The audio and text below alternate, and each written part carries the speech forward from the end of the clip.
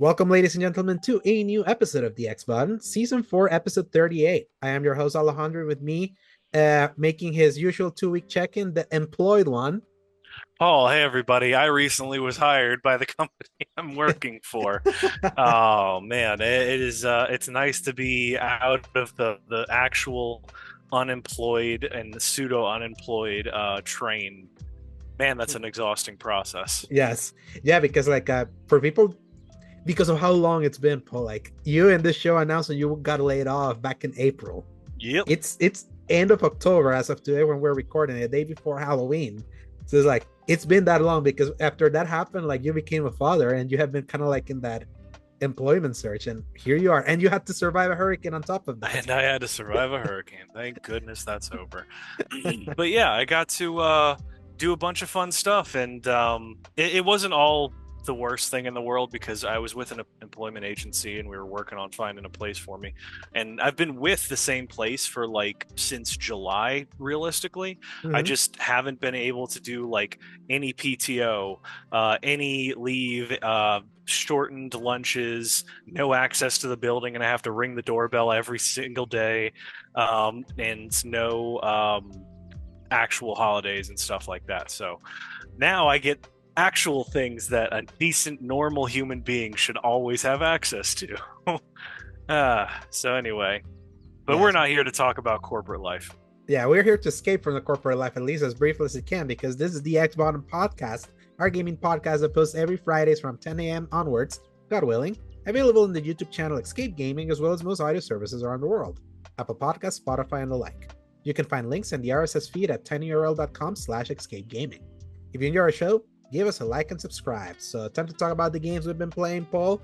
I'll just briefly say that there's something called Redacted, because I'm playing something I'm not allowed to say yet. So, and I have also been playing Call of Duty Black Ops 6, which I recently reviewed over at seasongaming.com, which the review came out today as of this recording. You can go read that. But before I talk about Call of Duty, tell me about the games that you've been playing. Yeah, so I have played just like you were mentioning. I think I briefly talked about Metaphor last time I was Yeah. on here. Kind of same old, same old. It's a really great game. I appreciate its smaller scale, but at the same time, it's a little bit difficult to jump from something like Persona 5 or even 3 at times Mm-hmm. into Metaphor because your entire flow is based around the concept of high school. So Mm-hmm. when you don't have high school, it's awesome in concept, and in reality is they talk a lot about this big thing you got to do, and then you immediately go do it because you just have the ability to break the game in so many ways. Um, and then you just kind of sit around for like a week while everyone talks about, man, this crazy thing's going to happen in a week, huh? And then you just kind of kill time.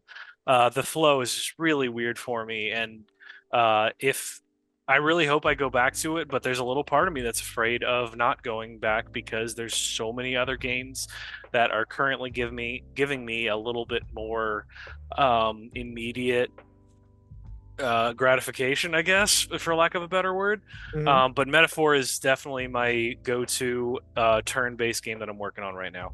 Then Black Ops 6, finally got to sit down with that, played through the first like 3 missions of that, enjoying it. It's just trying to really get a grasp on what they're really going for because just like with Cold War, you're kind of settling in the Mm-hmm. early stages and you're like, all right, what are they doing, what are they doing? There's always a rug pull with these Black Ops games. Mm-hmm. And I can feel it kind of building. There's little moments of like weird stuff happening when somebody says a word and your character goes boop, boop, boop, boop.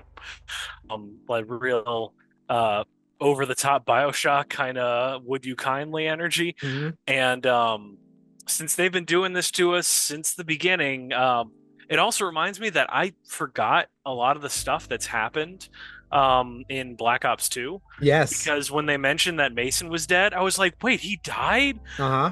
Completely forgetting that that happened. I thought for sure Spoilers that, for a 12-year-old game, by the way. yeah, yeah. Yeah. That is that also. It's valid. Yeah, so that was a whole thing. It's funny because I cannot forget Hudson dying in that game ever. That is burned into my memory. But the fact that Mason died, the main character, it's like, oh wait, that was a And not thing. only that, you killed it. You kill him because you're playing as Woods in Black Ops 2 because Oh man, they trick you into sniping it yeah. kind of like a body that has like a bag in his head, Uh-huh. and then you realize, oh crap, it was Mason. So Mhm. But yeah, there's a lot going on. There's a lot of baggage between all these characters, but I also love them. Still getting used to the new guys. Not really vibing with them as much as I was with the Cold War crew. For some reason, that crowd was really charismatic for me. With like the British girl, the Israeli mhm. guy, um, and there was a Hey, third person. You don't like Marshall, the black dude here? I I love like him. him. Yeah, I He's like the him. coolest for sure.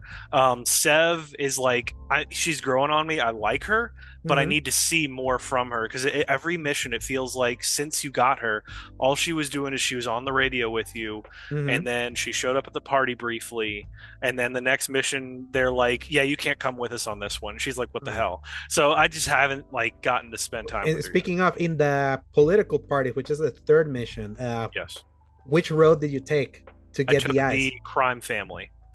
The guy by the stairs, by the stage. Mm-hmm. He's like part of the organized crime. You have to go in and steal a mechanism out of the back of a clock for him, Uh-huh. and then you give it to him, and he's like, "All right, I'll make a call," and then you go to the back. And he's there. I kind of thought there would be a little more to that one, but There is more. There's two other ways that you can do that right. mission, I and I've just done those other two. I haven't done it that one. very clearly was like, we're going to give you something that's going to take maybe 10 minutes max, and then you're going to be back on the main road. So I don't know. They hyped up that whole, oh, there's three separate paths, but it didn't really feel like there was a whole lot. That was kind of what I was saying about how broken the stealth was, where I just kind of glided back there and just kind of moved behind people. I Yeah, and then knocked just out one yeah. guy, and then I was like, oh, that was it. I got it. I thought something else would happen here. But it all worked out in the end, and I don't have anything like actually negative about it. And then I played through the Far Cry level. That was Mhm. it was a little Long. fun though. It was It's long. long. It's I did not waste my time on it. After at first I was like, oh, I'm just gonna try to do all these little things that are on here. And after like the first three, I was like, oh, I'm tired of this. I'm just going to the main ones. Yeah. This is exhausting. Do But you I mean, get it was also kind do of you fun. get any of the equipment upgrades that you could get like if you do some of those cycles? Because if you did that, you could get like one of those stealth bombers to kind of like call in at any time. If you see a base, just like call in, and stealth bomber could like just wreck them. I Or you didn't. could and you could even get a helicopter that then you can just psych in and then use it you can even use it in the next mission. So there is like That's cool. yeah, so They that told me that that was going to be a thing, so I knew it existed. And it was like, oh yeah, if you get these seven things, and we can put our air support back in the sky. And I was like, okay, that's probably something like I didn't know it was like a literal kill streak, but I thought it would be something that could like help me out. So that's cool that it's actually what I was thinking. mm, But at the same time, I was like, I'm so tired of just running around in the desert, and I mm, can't figure out how to heal my vehicle, and it just keeps getting worse. But each yeah, respawn, it's still the same yeah, health. I tell you, Paul, like deserts are usually my least favorite environments to traverse because they're so monotone to look at. It has to be very specific for a desert to look like more inviting to me, which is funny based on a topic that you have in mind. Just mentioning Mhm. that was something that I was thinking about. Going even thinking of it. You mentioned that you got Metal Gear Solid 5 vibes out of Yeah. these map, and I also did get that too. And it reminded me the thing I love about Metal Gear Solid 5 and the thing I didn't, which Mhm. was that the awesome gameplay opportunities of the wide open nature of the desert, and also how boring it is to look at the desert and also traverse the desert. So That does also remind me. I think one reason why, especially like Metal Gear Solid Five's first hours were so tight is because you were like in and out because mhm. it was so mission based. It was when everything was like, all right, you're just there and you can run to a little cube and then it activates the mission. Um, that was kind of where it started weighing on me somewhat. But at the same time, yeah, this isn't an MGS talk. We're talking about Call of Duty.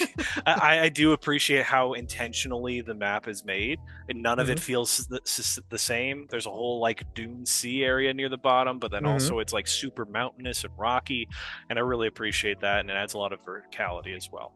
Yeah. And a Is lot that of the it's also climbable. yeah, is that the last mission you played? Yes. Oh, There. What? what was the next one? I think I started it. No, no, I didn't. I think I'm still in the middle of the Iraq mission. Okay, because like there's the open world section of that Iraq mission, and then there's like a raid in Saddam Hussein's base that happens immediately after. Okay, I So don't think I've gotten there yet, but they've okay, talked about it. Wait, is this also still during Desert Storm, or is this yeah, now after? no, Oh, yeah, this is still all during Desert Storm because 1991. So right, okay, because the whole Saddam Hussein mention, I knew he was a big player in Desert Storm, but obviously he's still around uh, until like 2004. a few years later on after some major events that we won't talk about. Yeah, like Um, the framing of where Black Ops 6 takes is the beginning of the Gulf War. That's kind of like the okay. time frame. Because So I know we started off in that, but I know sometimes it jumps around. And for mhm. some reason, I didn't think to look at the date that it lists at the bottom of the mission when it started. So I was like, shoot, I should have looked at that when it was there. But I forgot completely. Because, of course, like the previous year there for Bill Clinton, he's an up and coming star. So I was like, well, Mhm. it's clearly Yeah, before early his 90s. presidency in 92. Yeah. So anyway, yeah, I'm gonna cut off of that, but I'm enjoying it and I want to play more of it, but I haven't gotten to the part where it's like really superseded it the way it has for you. Mhm. Was there anything else you wanted to share for Black Ops 6 while we were on it? For me, it's much longer, but I wanted to talk about Sparking Zero because Yeah, I played the entirety of Black Ops 2 in like in all its facets. So right. are So yeah, are you still dominating in Sparking Zero? Because I know I that in our clan, like you're being called out, like you're being and challenged. I Yeah. think I'm ready for it. Right after this, I need to go back and brush up because I haven't played it in like a week now. Mhm. So that's going to make me a little rusty, first of all. But second of all, I feel like I understand the mechanics deeper than most other people. And like you just can't figure that out until you spent enough time with it.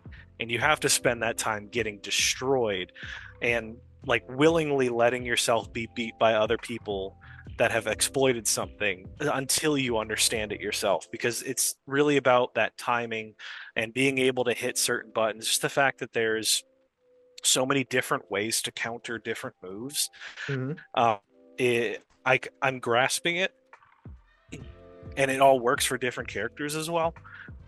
But I just have to say how impressed I am with this game to somehow. There's a video I was watching today actually that explains it the best. But the title is Dragon Ball Sparking Zero is more balanced than you think. Huh. And it's the idea that while it's a guy that's really good at regular fighting games and he's never played an arena fighter and he's never played a Dragon Ball game, so he's just like, oh, I'm gonna look at this from like an actual fighting game strategy. And the way he's kind of breaking it down is such a unique perspective where he's like, okay, well, yeah, it's like seemingly unfair because there's certain characters that do more damage and they have more of like the power behind it, they have more health, but everybody's given the same utility.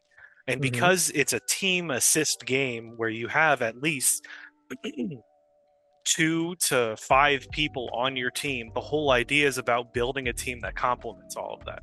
So you can have a broken character or all broken characters, but you still are required to only have that 15 points that you can turn from. And that already balances the game because everybody who's super broken, with one exception, is like 7 or 8 or 9 points, and therefore you can only have like 2 maybe 3 characters on your team.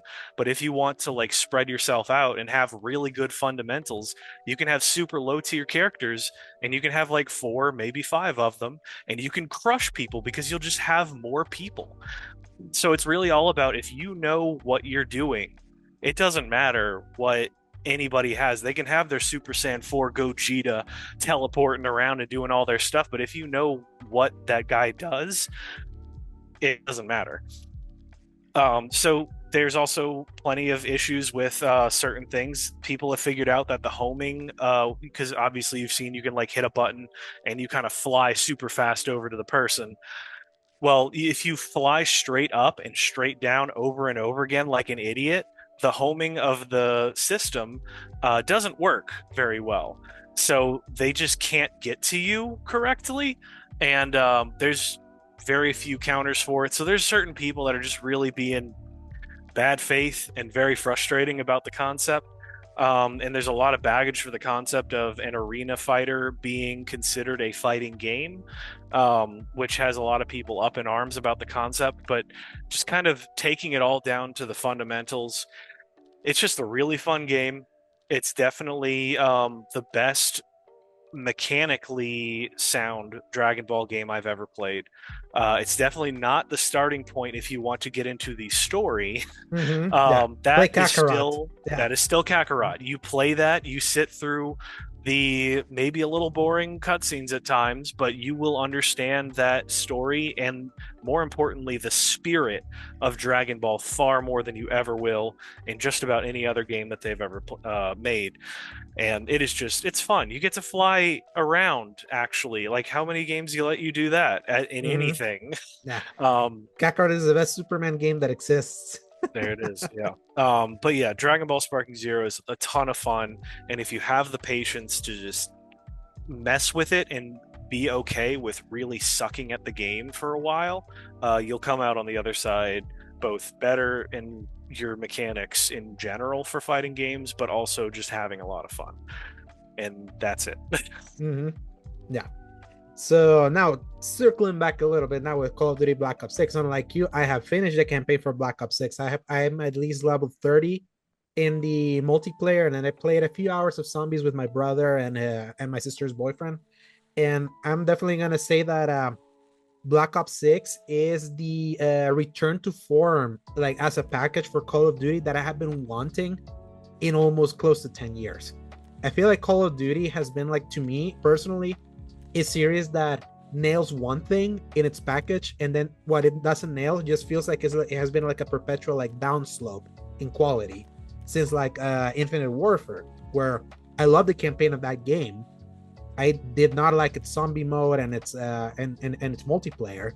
And then Black Ops 4 not even having a campaign at all was a game that, and leaning more towards like a hero shooter-y kind of like slant, was like not the direction I wanted out of Call of Duty. Then the 2019 Call of Duty was like the closest I felt of like a reinvigoration of the franchise, because that was what I like to call the technological facelift of the franchise, where you played the ones before and you played that one, and that's where mechanically that game started feeling different. Like the engine was different, all that. It was like they rehold a lot of like the look and feel of Call of Duty with that one, and that helped it a lot, despite the fact that I'm not a big fan of that campaign.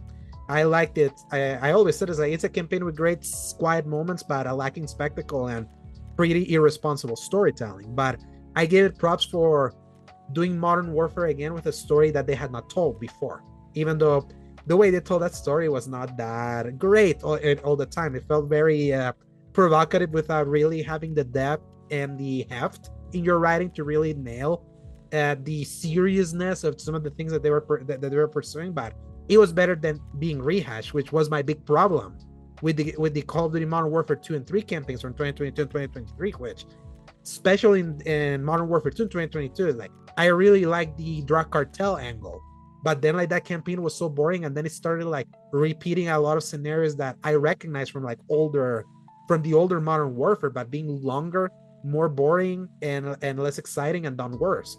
And then when it ended with, oh yeah, Makarov's back, I remember sending you that meme of Jose Mourinho taking his headset off, because like, oh no, so we're back in remake territory. So we're now in remake territory, huh? Like rehashing that story. And the less we talk about last year's disastrous campaign, the better. And we don't even have to we don't even have to talk about Vanguard. It's just been it's been rough, like for Call of Duty, even though it's still been pretty popular. I know the multiplayer of Modern Warfare 2 you and I did like, because it was more casual, because it was like they nerfed movement, because Modern Warfare 2019 post wars and it becomes super sweaty, and a lot of the fan base were like in revolt, and they're like, no, we want faster movement, not this nerf crap. And then that was the one good thing of Modern Warfare 3. They fixed the movement. It's just the maps sucked, because they brought back the maps from 2009 and from Modern Warfare 2 2009, and those maps that worked well in the engine and the art style and in the design of the old game did not work with the faster movement and the art style that was hard to read. They did add newer maps that were better, and that multiplayer, I have to give it props. The Modern Warfare 3 is definitely the most improved Call of Duty, like over time, just not at launch. Just at launch, Modern Warfare 3 was a disaster. Like for the franchise, it was cobbled together. It was like clearly like the loudest sign that they were in trouble trying to like get a game out every year. And Black Ops 6, I feel like it's a proof of concept for what can a Call of Duty that gets 4 years in the oven look like. Call of Duty had been like in a steady 3-year development cadence in the PS4 and Xbox One era, and then something happened after Modern Warfare 2019. Black Ops Cold War, which was this team's last game, was made in 2 years because they had to take up Sledgehammer out and bring in Treyarch, who had like a long plan for Black Ops 4, like in content and all that, and then they had to cancel that because they're like, oh crap, like all these plans we had for Black Ops 4 for zombie mode and the Blackout Battle Royale and multiplayer out the window because they need help with the 2020 game. So that had less of a time to be cooked. So that game was the first time we saw like what a cobbled together Call of Duty was, and Vanguard was the same way because Sledgehammer got taken out of Cold War. They were like, but you're up for the next one, so you have to like make Vanguard real quick, and that's what happened. And then they were like, don't worry, like sorry we made you do that. We're never gonna force you to cobble together a game again. Modern Warfare 2 had 3-year development cycle, but I don't feel that 3 years like were used well with the missing features. It was buggy. I remember in the campaign, like in some visuals and all that. Multiplayer was fine, but it was like it was still kind of like missing a bunch of features that they were gonna put in kind of like as a live service thing. So even then, like Modern Warfare 3 with 3 years was like, was this enough time for you? Because it didn't seem like that. And obviously Modern Warfare 3 was called together in like a few months because they were like, oh yeah, this DLC pack for Modern Warfare 2, we're making it a full game because people didn't like that one. So Call of Duty has just been a mess like over like a 5-year period since it got its reboot. And I feel this is the first time now that it got a 4-year development cycle that when you play it in campaign, when you play it in multiplayer, and when you even play in zombie mode, is the most confident one of these games has felt. Like when you try it in its flow, and even like the added omni movement that you feel it in the entirety of the game, which is such a subtle but very pivotal new addition for the franchise to make movement feel the less stiff it has ever felt. Even when you're like crawling and crouching, and the smoothness that when you're aiming like down the side, how smoothly it starts like leaning in such a kind of like it's like so subtle, but it's like it's one of those things that is so smooth that you don't even notice it. It's just that's how big how big that movement addition feels now, because like you eventually just enter a flow state in whatever mode you're playing, because moving and shooting in this game just feels so good. And I felt it more because I thought that they had added the Omni movement already for Warzone, but that's happening middle of November. That's going to be Warzone 4.0 with a new map. And it still had the look and the movement of Modern Warfare 3, and I could feel it immediately. I was like, ooh, this feels stiff.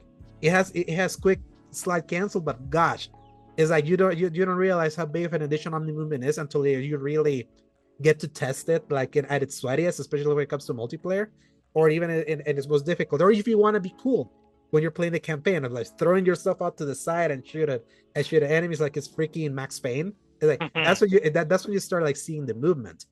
As for the campaign for Black Ops 6, I would say out of this 5-year rough period, my favorite campaign was Black Ops Cold War, because it was the one that at the very least gave you signs of what could one of these campaigns that actually switches some things around or adds things on top of the usual linearity of Call of Duty. Like I feel Cold War was the one that wanted to try things, but the small development cycle was a big problem where you got to see the ideas, but they were not taken to the full, like to the finish line. You could only see like kernels of what could have been.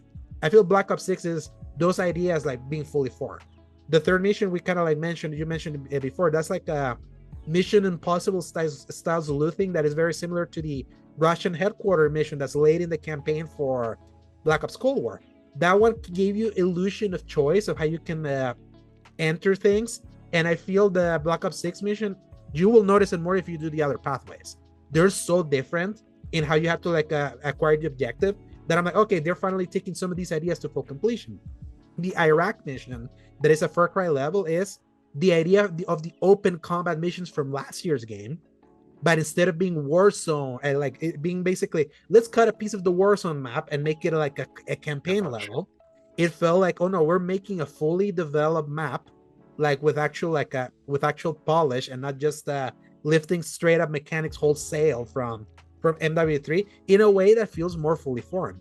And then like I feel like in variety alone is wild when you play a mission after another, it's not the same. You start with a traditional mission, then you do Splinter Cell style stealth mission that goes pretty quick. Then you do this Mission Impossible style mission. Then you go and do that Far Cry level. Then you're gonna raid Saddam Hussein. You're gonna raid Saddam Hussein's base next. That's more traditional. But then you're gonna go through the wildest mission I've ever seen in Call of Duty ever, which is kind of. I want you, Paul, to save it for tomorrow, since we're recording a day before Halloween. So, that will actually work out because I already have to spend my evening beating down the other members of our Destiny clan. I know you're all listening to this, and I'm coming for you. Yeah. So it's a mission that mixes that is like Control and something else, like Control from Remedy. It's so trippy and so wild. And then immediately after that one, you do an Ocean's 11 style like caper in a casino where you switch perspectives with all the characters that you are still getting to know. And by that point, when you get to like play as them, like kind of like switching around, Missions 11, someone does here and then they take over and kind of like goes like that. They do that, and it helps it helps with the pacing of the campaign because it's like they're throwing new ideas at you. And the good thing is that these new ideas don't feel half-baked because they have had time to develop it. And I would say the ending is kind of weak because it does the thing that I didn't like of the 2019 Modern Warfare campaign doing, which is leaves it in kind of sort of a cliffhanger that they seemingly are gonna resolve in Warzone during the whole year. And that to me is kind of cheap because it's like, come on guys, like don't force it like that. At least Modern Warfare 2, for as much as I don't like that game, Spec Ops was where some of that story kind of started advancing, and at least I did like Spec Ops compared to playing Warzone, which is I have to be like in a very specific frame of mind. But just in variety alone, the polish and the set piece quality of this thing, because it's like I love me a Call of Duty that is not pretentious and is just a straight up action movie where you're even gonna like escape in motorcycles with like an infinite ammo like gun to just have fun. Basically, it's like there's a campaign that knows to have fun like a 1990s action flick. Its story is predictable. It's like if you've seen a spy or military movie, it's like those beats are pretty much here. It's just that it works in the context of this existing in the Black Ops world, kind of like you mentioned. Is like the thing that I enjoyed the most is the fact that they recanonized Black Ops 2, because when you play Black Ops Cold War, it felt like a restart. It felt like, oh yeah, we're picking up from the 2010 one, but then everything that came up forward, no, this is like a new fresh start.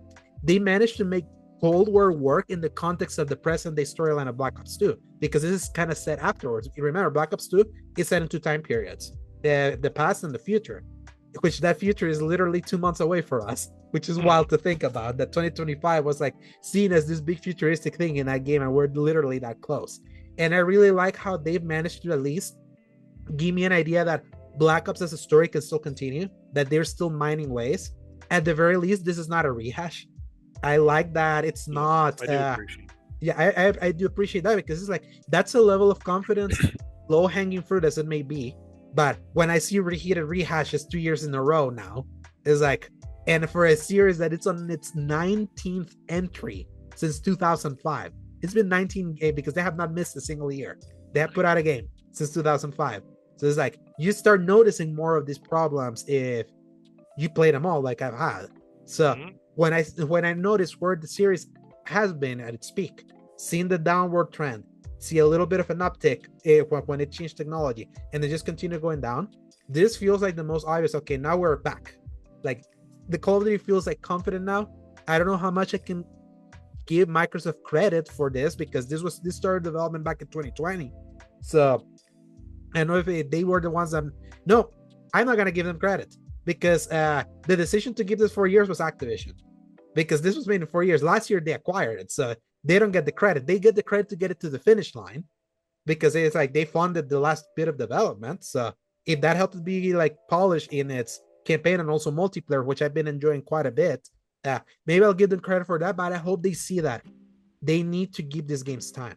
Like it's unrealistic. It's unrealistic. It's like it's pretty impressive. They've got 19 years in a row, like always releasing without a fail.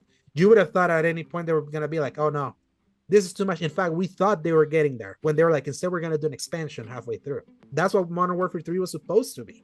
Then That's they what I'm changed. almost hoping out of this one, where like since they clearly struck gold, and I haven't played the multiplayer myself yet, but um, I hope that if it did really well, and hopefully I actually like it, that this is the one that they land on for a bit and just kind of build off of. Yeah. But I mean, who knows? It feels like it takes like a month for it to get horrifically unfun. Yeah. But I don't know. I'm not really the target audience. I just kind of jump on the train here and there, and then I dive off the second I can sense the toxicity rising.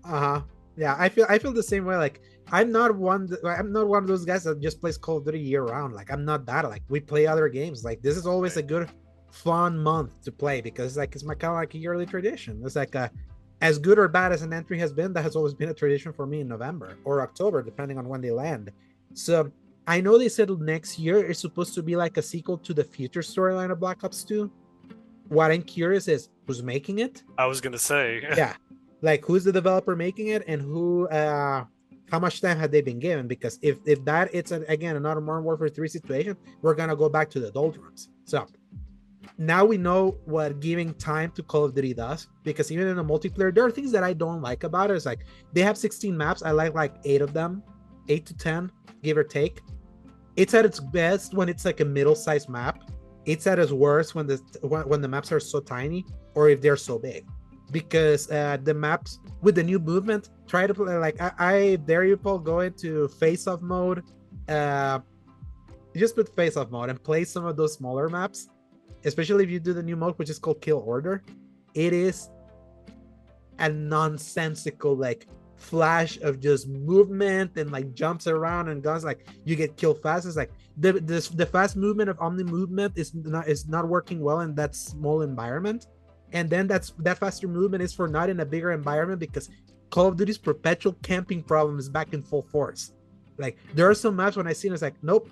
A lot of people cheat out when they see those maps. It's like, oh, people are leaving because these maps suck because they're so big and it's so easy to camp.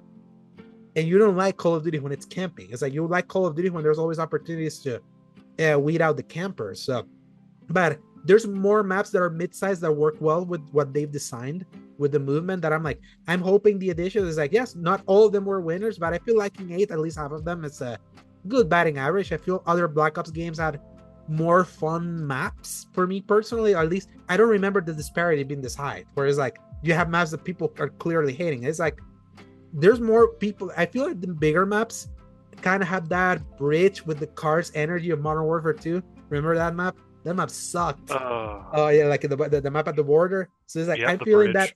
I'm feeling that energy with 3 more maps, with some of the 3 other maps.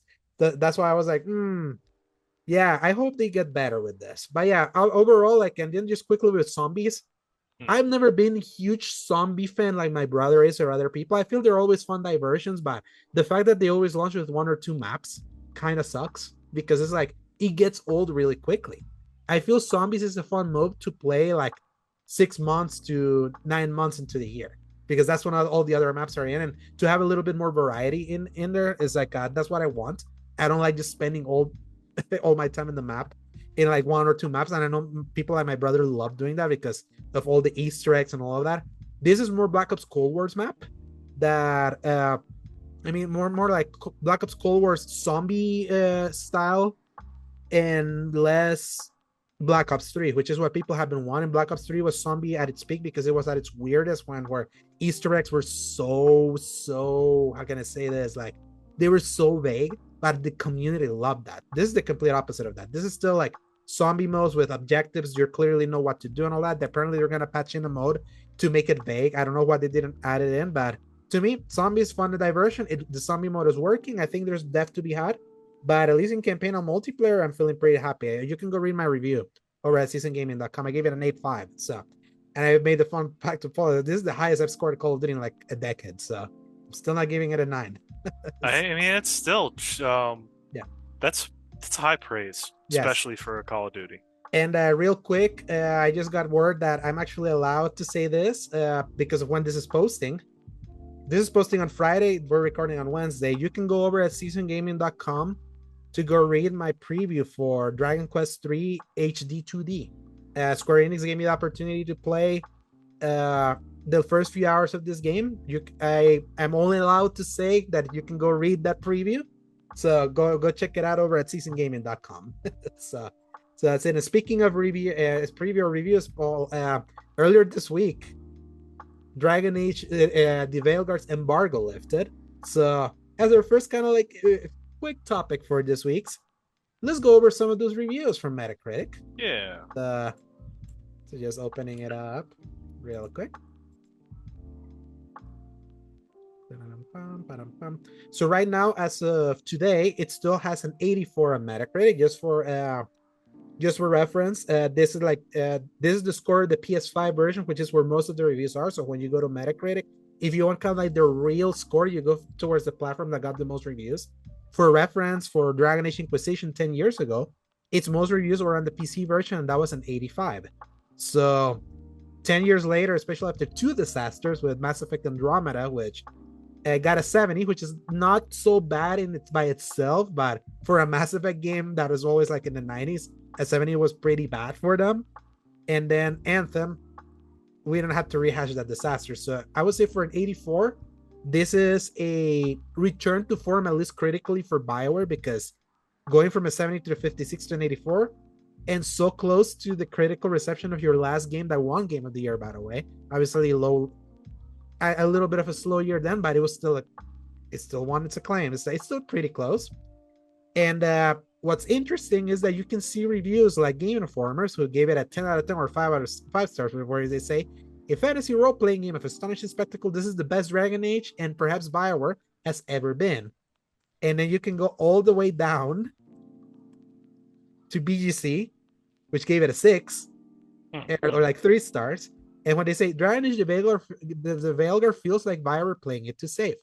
While it nails what it does best, like the excellent cast and interpersonal relationships, from a gameplay perspective, it feels out of date.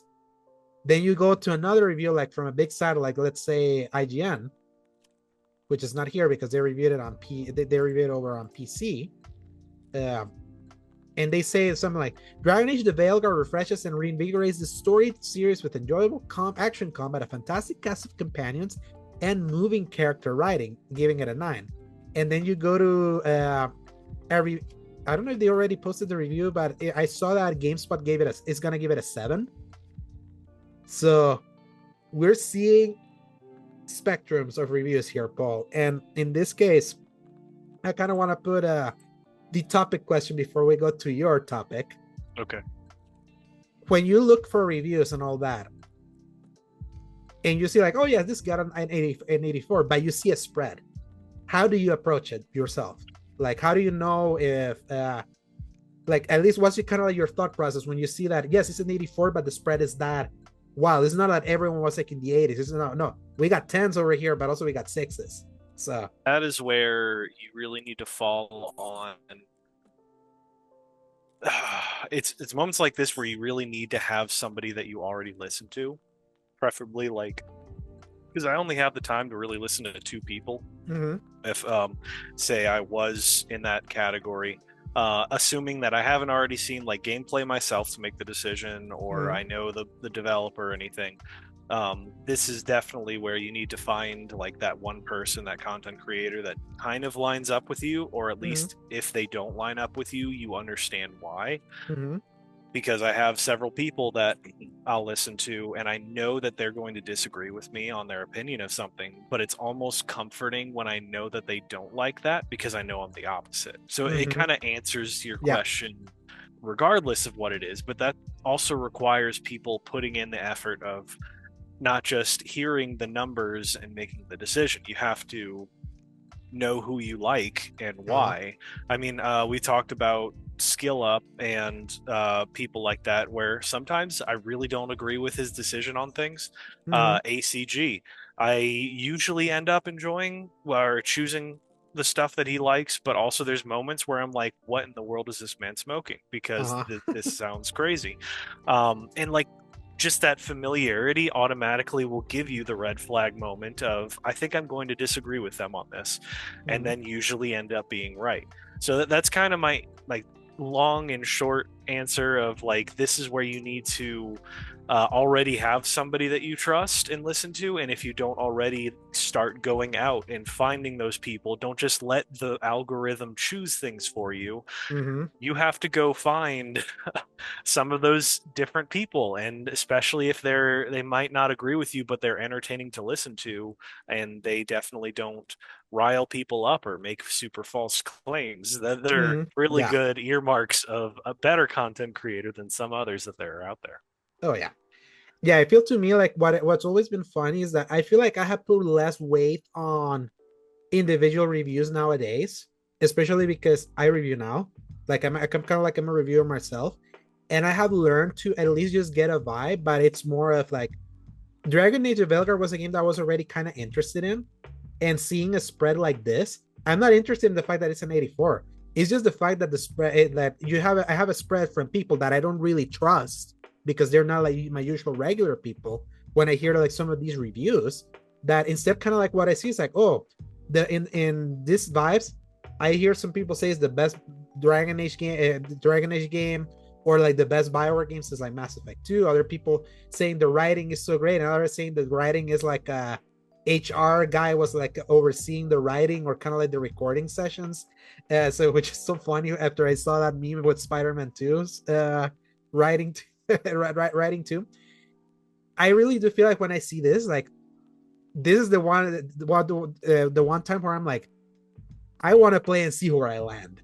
To me personally, because I was already interested, and in this case, because I feel like the more I've grown, the people that I trusted with reviews have gotten so lower and lower and lower, or don't align with, or kind of like they really don't align with the things that I like, or sometimes are maybe so inconsistent with their with their opinions that I sometimes just hear the vibe, but I really always want to see it for myself.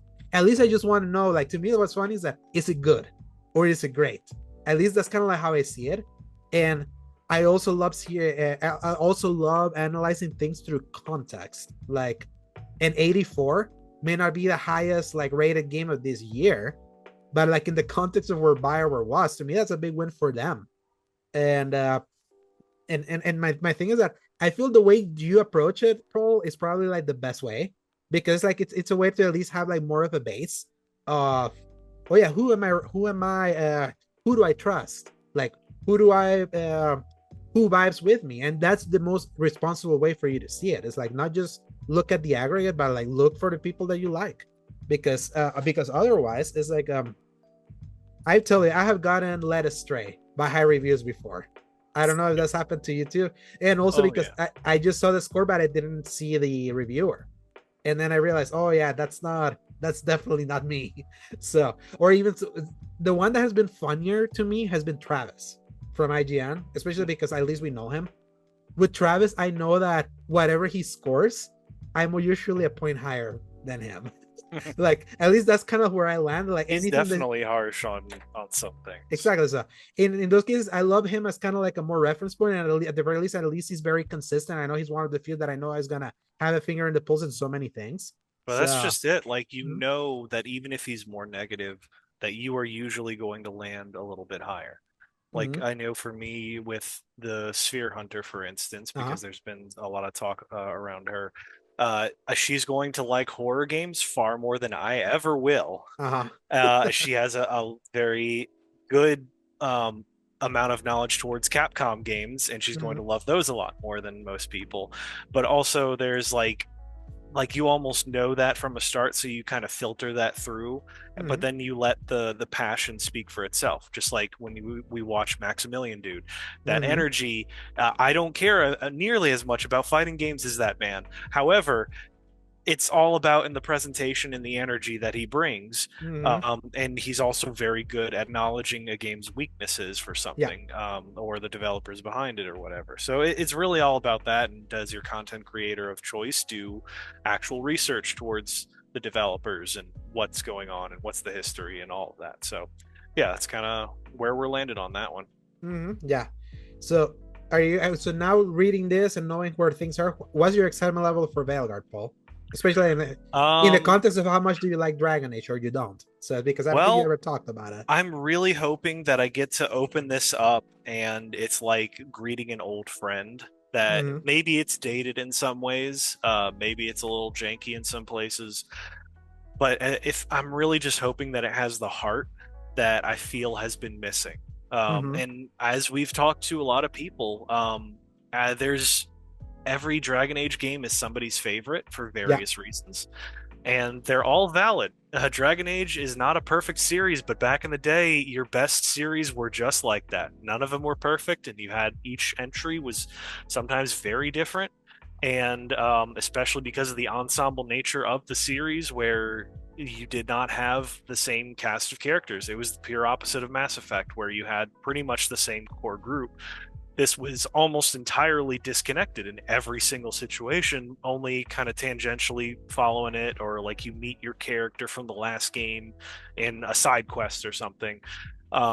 Here is just, I hope that I enjoy dropping back into this world, dropping back into seeing all these characters, and that the gameplay is enough for me to want to keep playing it rather than going, okay, I kind of get what this game's about, and then go back to playing something more fun. Mm-hmm. Yeah, that's pretty fair. To me, it's like I just want to play another Bioware game, but another true like Bioware game with like with a cast of characters that I get to connect and do their side quests. Kind of like what's funny. Why do you think I love Rebirth so much this year? Mm-hmm. So much of Rebirth has kind of like that Bioware energy of like of what I like, of like a great world with a lot of depth that's fun to move around, and kind of like a cast of characters that I just enjoy spending time with, and getting an opportunity to get to know them more, do quests for them, like strengthen my bond with them. It's like that's something that I really like in an RPG, and I thought Bioware used to be like the best at that, and they had not been that for a while, since like probably Mass Effect 3 for me, because Inquisition's always been a weird one for me, where it was like I know it was the that's always people consider it that that's the Dragon Age Inquisition is the Shakespeare in love of video games when it comes to like the big award winner.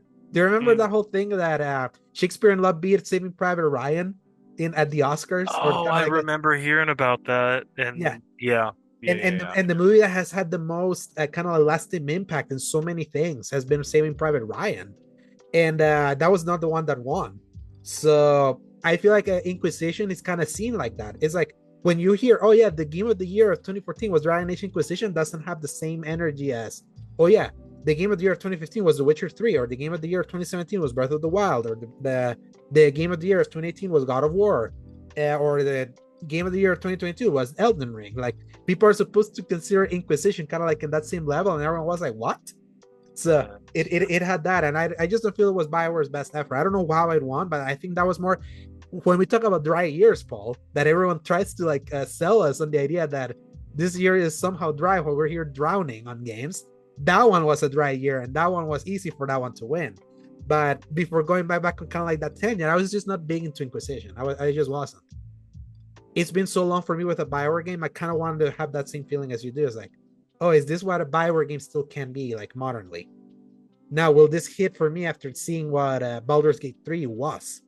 That is kind of like what Dragon Age Origins gave a lot of people back in the or will day. this be the actual case of Baldur's Gate 3 coming out where you completely bounce off it immediately and go back to Uh, play something else? yes.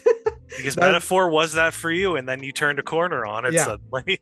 Oh, yeah. And right now it's because of the thing that I was previewing. I didn't go to Metaphor. So, but yeah, it's like I'm excited to try it. I already, it's bought, it's pre-installed. I also pre-installed the Horizon Remaster because I forgot I pre-ordered it for $5. Oh, yeah, So that's right. it's I there still soon. need to actually install Dragon Age, so I think whenever I'm done with this, I'm gonna Uh-huh. go start that process and then beat some fools at Oh Dragon yes. Ball. Oh, Oh there's yeah. too much stuff. Oh Dragon yes. everything is hitting right now. It's too Exactly. much. So Stop it. yeah, so excited to talk more about Dragon Age with you in 2 weeks when you come back, or even with guest from last week, Don Lionheart, who is a big Dragon Age fan, who I had last week, who I had here last week. And I want to see what he thinks, because like I've never met someone that loves Dragon Age like that guy. So that's why I want to hear like what he thinks. Like someone Man, that's good like for him. diehard. I'm looking forward to hearing what you tell me his opinion was after all this, because I was definitely more of a casual fan of Dragon Oh Age. yes, same here. Um, Yeah, I was more of a poster for Dragon Age. I'm a Mass Effect guy. So Before we jump into our topic, Alejandro, can you tell me a rough amount of time that we have left? we have exactly 32 minutes. Man, that's so much more than I thought we had. Yeah. Okay, so, Yeah. all right. If we are ready for our topic, I'm going to go ahead and lay out the mini paragraph that I have here, and then we can kind of jump into it. Go for it.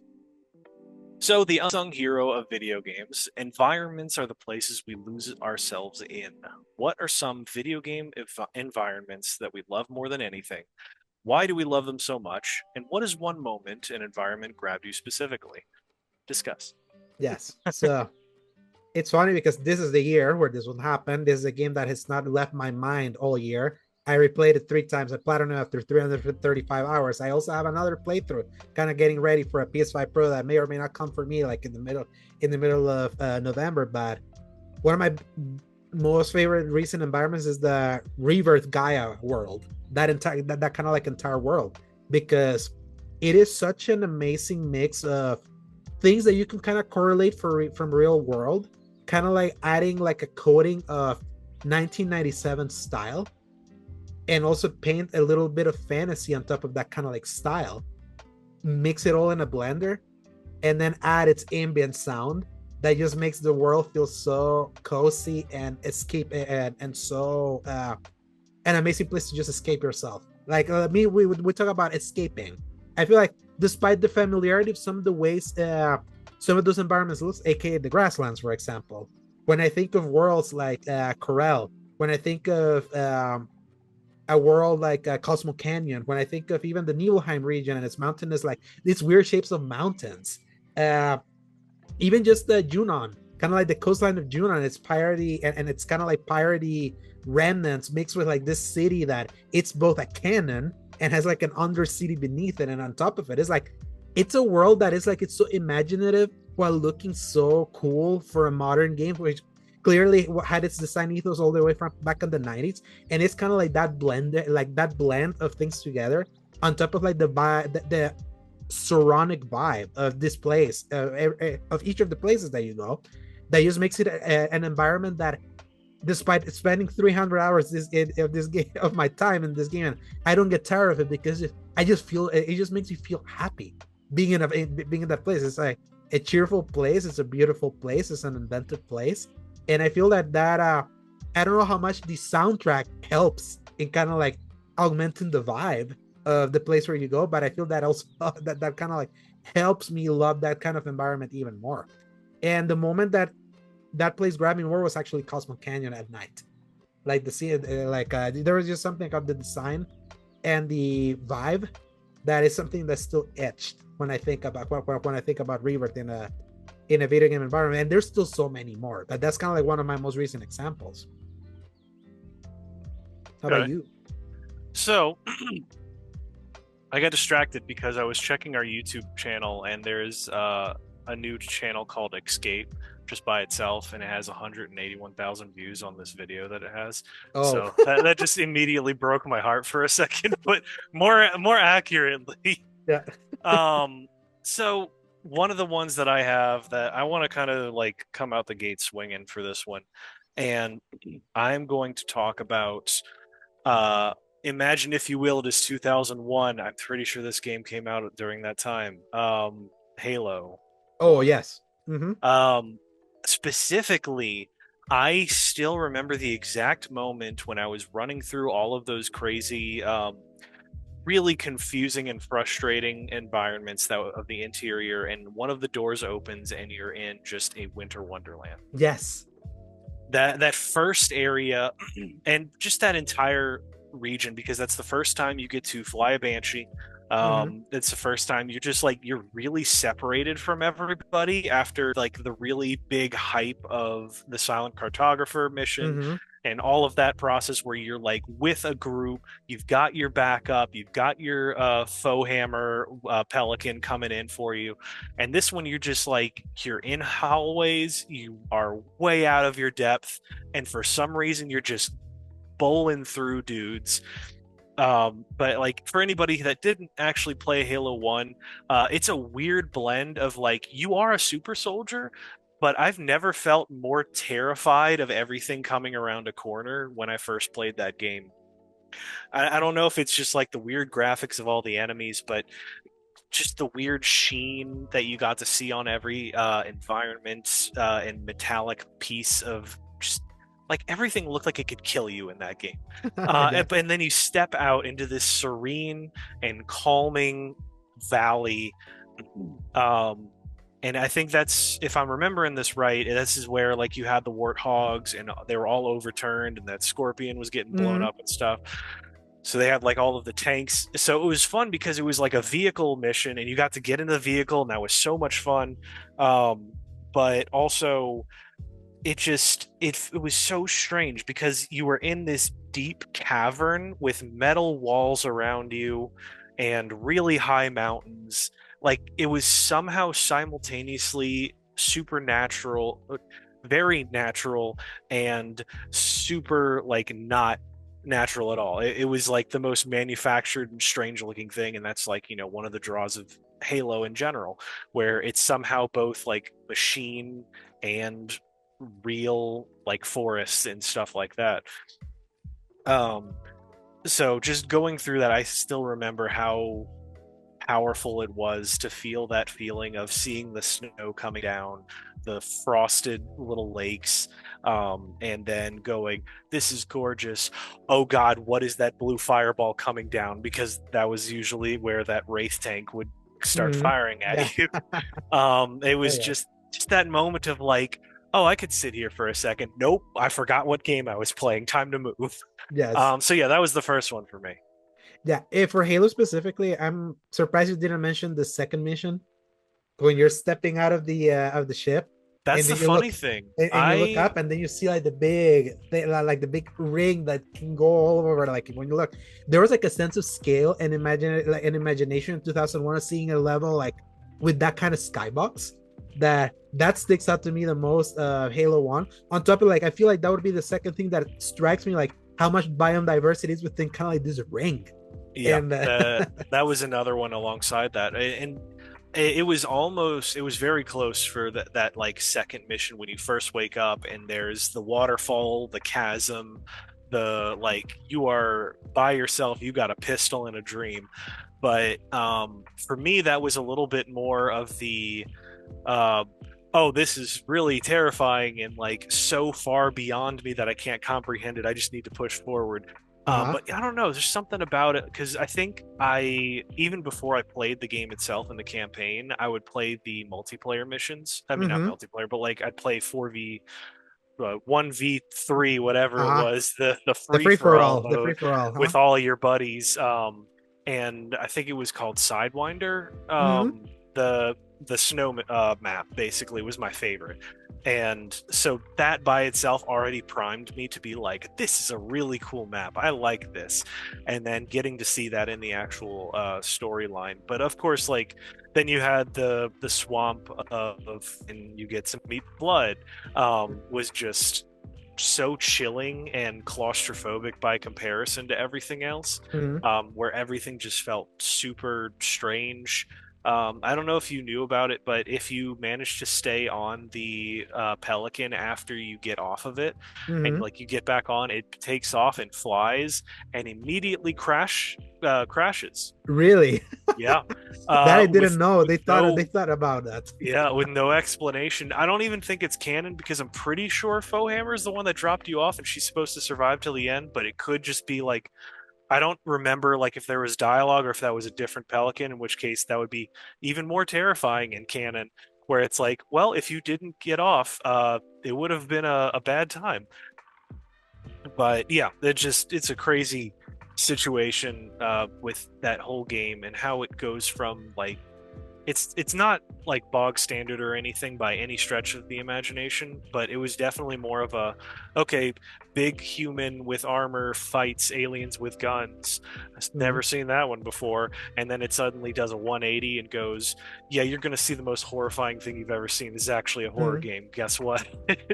um, and yeah, I've never gotten past that first feeling. But yeah, what's the next one you've got off the top of your head? Yeah, another environment that like sticks out to me, just specifically kind of like just on vibe alone, is the Shadow of the Colossus map. Ooh, yeah, that's a Yeah, good yeah, one. because it's like especially like transporting myself back in 2005, where open world games were like not common, and open world games were mostly GTA games or Hmm. Spider-Man 2. That Sure. was the first time that you got like a big open space in a definitely in a fantasy environment, but it's so evocative by how empty it is, how much environmental storytelling you can lean from its broken architecture, the design of its colossi in relation to the environment that you find a colossi in, and just a kind of like the mystery that's unsolved about what this world really is. Its architecture, its vibe, its silence is just something that to me is the reason why that's still one of my favorite games ever, as dated as it can be, or even when something like Elden Ring has given you kind of like that vastness of that game, but just with a little bit more meat in like the areas that you explore. Minimalism in Shadow of the Colossus was one of the things that really struck me, and how much biodiversity is also within that empty map, also from its lakes to its desert. Uh, so some of like the more floral areas, but when there's really literally nothing, it's like a post-apocalypse without really being a post-apocalypse. It's just like an empty cursed land.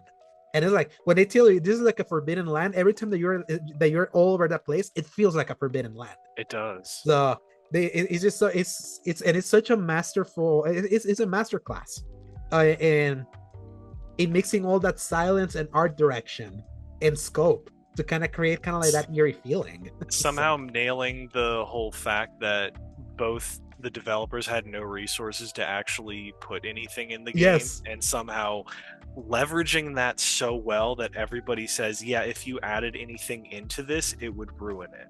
yeah, It is the epitome of a simple meal well made, I yeah, think, and and the I definitely agree with that. and the epitome of like a developer really making do with their technical limitations, and that technical limitations kind of like adding to the artistic nature of the thing.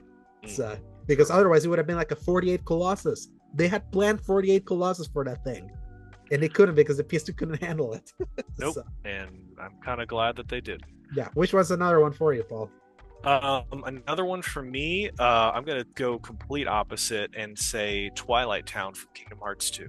Oh man, it's like, and I bet the reason is because it's such a cozy place. It is. It is a cozy. I could replay the opening to that game an infinite amount of times because it's just I actually, yeah, it's I can hear the song playing in the back of my head.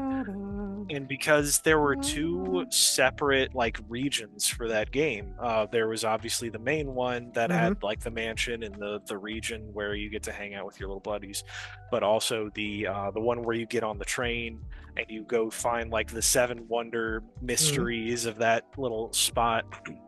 It just excuse me, the perpetual like Italian city at like sunset dusk Uh-huh. time is such a good feeling. The warmth from every wall, but like somehow still nailing that there's something that does not add up in this city. Mm-hmm. And like, don't think about it though, because everything's so calm. It's Uh-huh. so nice. The music is soothing. I'm pretty sure it's a trumpet that plays it. And it's this one lone little trumpet alongside some strings and Uh-huh. some really soft like marimbas, I think. And but then like even the battle music is bum ba-dum, bum ba-dum, ba-dum. Like it's Yeah. just so jovial and wonderful, Mm-hmm. and you really don't think about how like everything is going on underneath it. And forgive me for sounding like I'm really reading into a very simple storyline, but I mean, everything in that game was so intentional. Yeah. Everything down to just the way you're not even playing as Sora when you're in there. Hmm. You really disconnect every piece of baggage away from that. Just a totally new character. His friends are just so charismatic and Uh-huh. entertaining to listen to. The way they even like use the sunlight in the skybox as a plot point when they have Uh-huh. their little marbles and they look up at the sun. And I was just like, this is just ultimate like kid and the summer vibes, like gotta go out and live Yeah. our lives, youth and all that, Yeah. getting the What ice cream on the clock tower. Yeah, it's like that environment to me is like nails melancholy over like a time that's about to finish. Obviously called Twilight Town. The name is Yep. Twilight. It's like at the twilight of something. It's kind of like a definition of something, but it really feels like it's what's weird is that because we're getting the Kingdom Hearts storyline out of order, that was a kind of like a conclusion of such a long arc for Roxas. Like after 358 Yep. 2 and the whole thing with what was the name of the female Sora? Forget her name. That was Shion. Shion. Yeah. So it's like I feel it's something that gets even like that there's a melancholy of like the end of summer or something like that. But then when you know the context of how Roxas Oh gosh, got yeah. there, and you get there, it's like it adds extra meaning to like a feeling of a longing for a time that's about to pass, and you're about to like move on into something. So man, and this is like one reason why I love Calm so much in Rebirth. Calm Mhm. feels like Twilight Town. It Like is has so very much, yeah, much. so much Twilight Town energy. So other environment for me, uh, I'm gonna steal this one from you, Paul, and I'm gonna go with the Batman Arkham games. so, Yeah, so good because choice. like that one is like leaning into old school Art Deco, kind of like design with like photo like and mixing it with photorealism or modernity in a way that still like makes it look so stylish and so like oppressive that feels so well in Batman in Batman's world. Yeah, And it's just something that when you look at either Arkham Asylum or Arkham City or even Arkham Knight, like the design, the environment design of that entire world, it's like more it's just that is one of those environments that's just visually striking more so like than even the vibe. Like there's a certain aloofness and coldness to living in the Arkham world because that's Gotham. In yeah. Gotham, you're not supposed to feel like pleasure, but I feel like that the Arkham Asylum style is just like a have a great marriage of comic book sensibilities from like the 1960s and 70s or even 1980s with the Frank Miller, like when Frank Miller did The Dark Knight Returns, putting it in modern time, in a modern setting, and then at the same time, kind of like tells so much about the oppression that fills up Gotham and why Batman has to like kind of like is Gotham's protector. is Yeah. that's why I feel like such a striking environment to just like exist, but more visually compared to like the vibes of other kind of like environments. So I think I agree with that because it's like Gotham itself is such a character in those games to like such a wild extent. Like you almost don't think about it until somebody says it. And you go, well, yeah, of course. But you you move around that city so much, even in the first one where it's not even really there because mhm. obviously you're in the asylum. You get to understand so much about Gotham in this universe, and there's a reason why nobody shuts up about the Arkham series, Yeah, and why we keep wanting more of it, and why so many people are really mad about the fact that the latest Arkham game is it's in VR. VR only. Yeah, or It's the fact that yeah. the environment of Suicide Squad has that Arkham energy with how they design Metropolis. Yeah. And there's like a denseness to it. There's a forebodingness. Gotham already is so unique and interesting, Mhm. obviously, to anybody who's ever seen any of the Gotham movies that came out before the Dark Knight trilogy, Mhm. because it was so unique and like strange and uh, gothic and Mhm. really unfriendly to visit. Like it had like just look at like the Batman Returns and even Uh-huh. the Batman and Robin Sue Yes. Me that had a great Batman design for Forever. Gotham. Batman Forever, all of them, even like the wacky ones, the really edgy ones. It was just like it's this weird city that shouldn't exist. It's got all of this Art Deco, but also modern stuff, and I mean, obviously the '90s. Batman animated show, which really Yeah. continued that. Even Batman Beyond, Mhm. continuing that into Yeah. like a weird futuristic, like cyberpunk vibe. Yeah. But yeah, It's the reason why I love the Batman so much is what it does for Gotham, because it's like I love the Dark Knight trilogy from Nolan, but what I don't like is the fact that Gotham feels like Chicago. Chicago. It's like it's such an analog to Chicago that I feel like it makes the city lose its identity. Whereas, while there's still some, how can I say it, some air of Chicago in the Batman, the set dressing, the way they colored it, the way they shot it, and the way they designed specific places made it feel more like a character. And that's the thing of the environment of Gotham in general, not just the Arkham series, but just Batman in general. The environmental design of Gotham makes it feel like a character in a way that the Dark Knight didn't. He just made it feel like a city. So Right. yeah. Any other one or a final one that you may have, Paul? Final one. Let me give me like 1 second, and that is going to be there's two of these that I really want. Um, You can say all both right, of I them if got you want. Yeah, so okay. we So can. I'm gonna do them quickly. The first one is Bloodborne, Oh yes, because of again, like course. yeah, the same idea of like the Art Deco and more like the haunted nature, like it's Catholic slash like old towny horror vibe. Is just so visually striking, especially once the veil lifts and you start seeing Yes. kind of like the H.P. Lovecraft influence, like cosmic influence, like in its. Hey, this stuff doesn't add up. This we started off with werewolves. Why are we doing all this? Huh? Uh huh. Yeah. Yeah. And the other one, And the other one was Death Stranding. yes. In a much subtler way, but I wanted to specifically just at least tell this story because of Yeah. the last part of my question.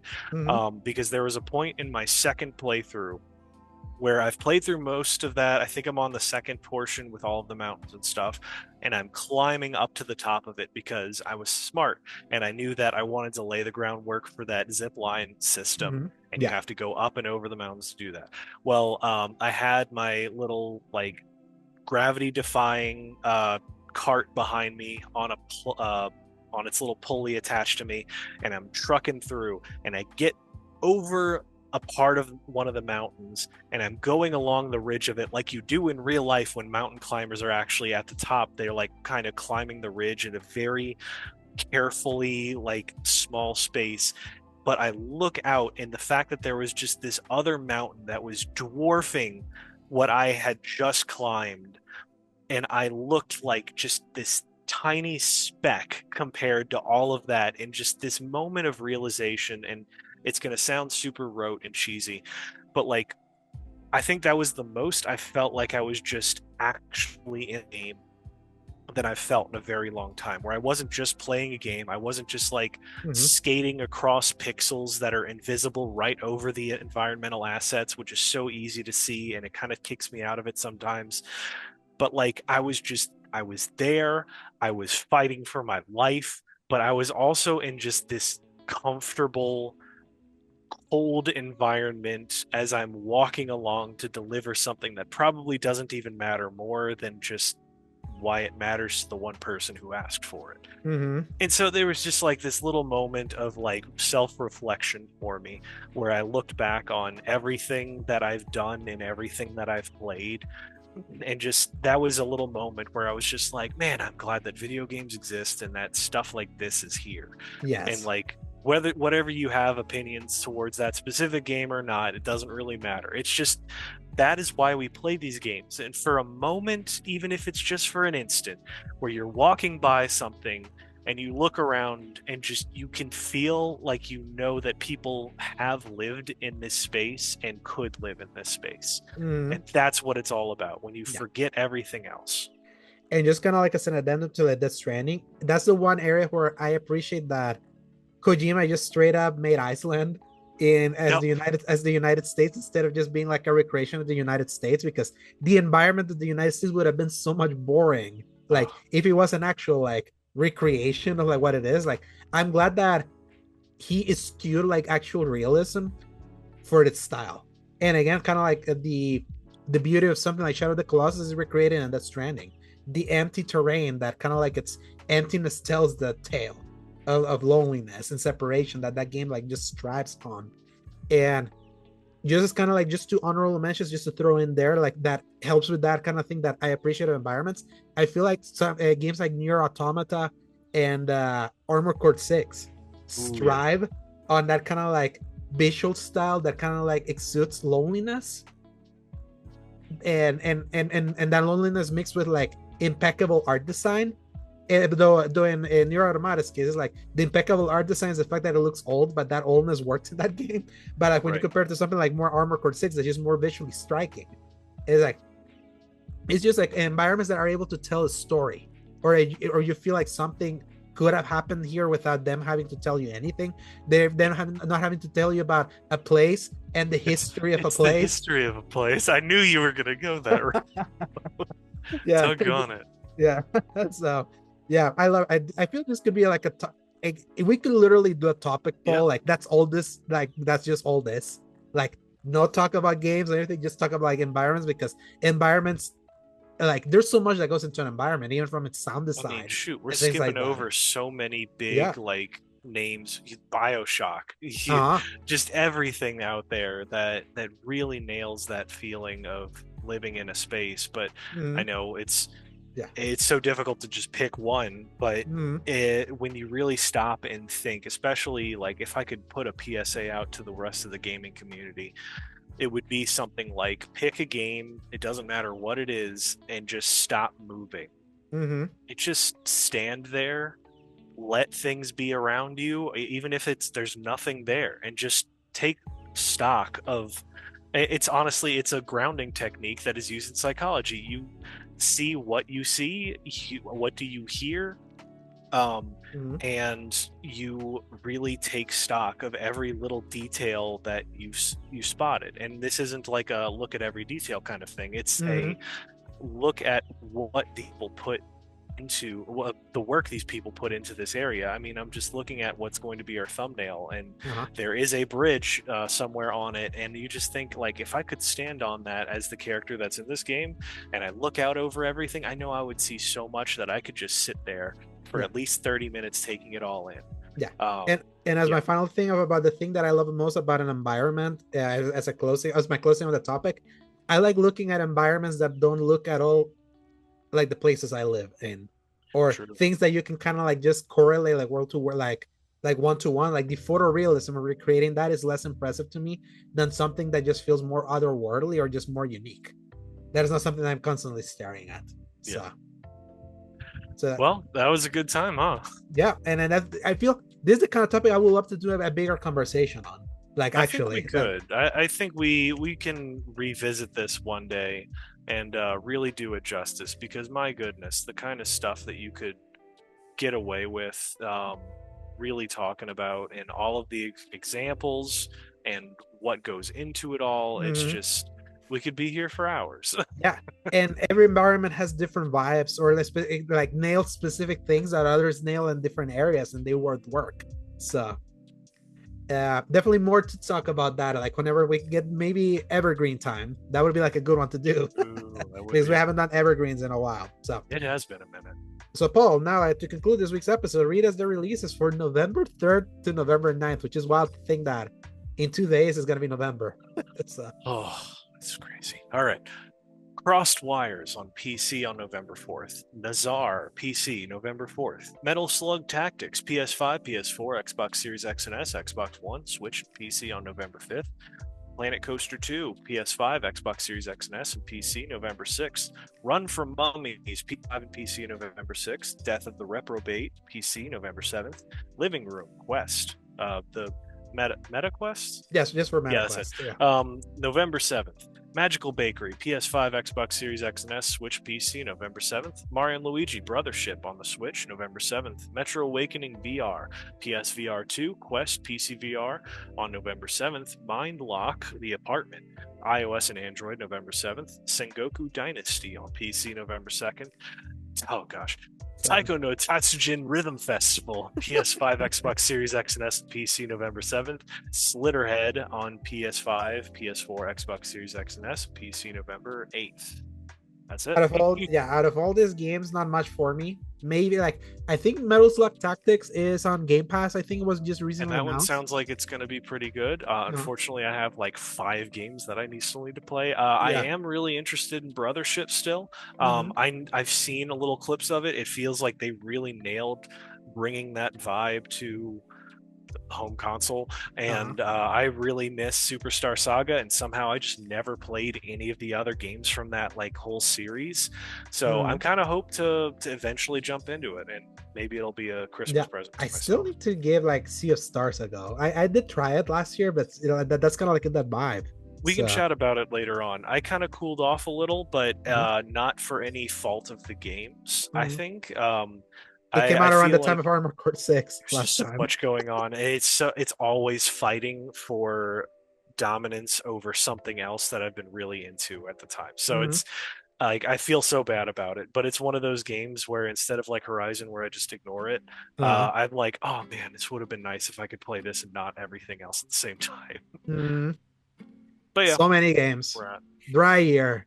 Dry dry year, year. dry, dry. So, Paul, where can people find you? As always, y'all can find me at Dork of Art on Twitter and Dork of Art on Blue Sky now. I Yes. have not posted anything yet. I know somebody said that there's a way to import posts from Twitter. I don't think I have the patience to Mhm. deal with that, so I'm just gonna, I guess, mirror posts that I actually make, but I also haven't posted anything. So, hey, here's hoping that Sony adds Blue Sky as a quick import thing because then I will always be there Yeah. uploading random nonsense. I would hope so because I hate this world where we are now, where it's like having to take it from the app instead of like doing it directly. They've got to at least add something there. Like YouTube's there, but it's Mhm. only one option. Yeah, it's because More. because Elon Musk decided, oh yeah, I want to charge for the API, and everyone was like, peace, we ain't doing that.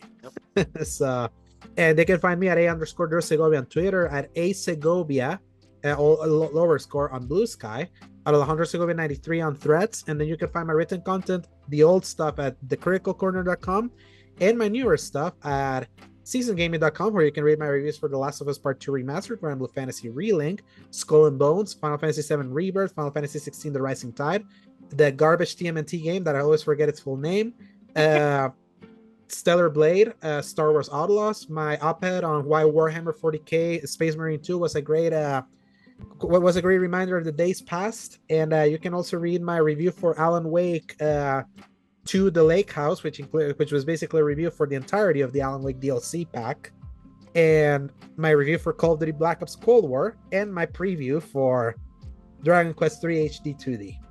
You can go and read all that at seasongaming.com. And with that, Paul, we reached the end of this week's episode, and thank you everyone so much for always giving us a listen whenever you can, especially now that we're like basically in November.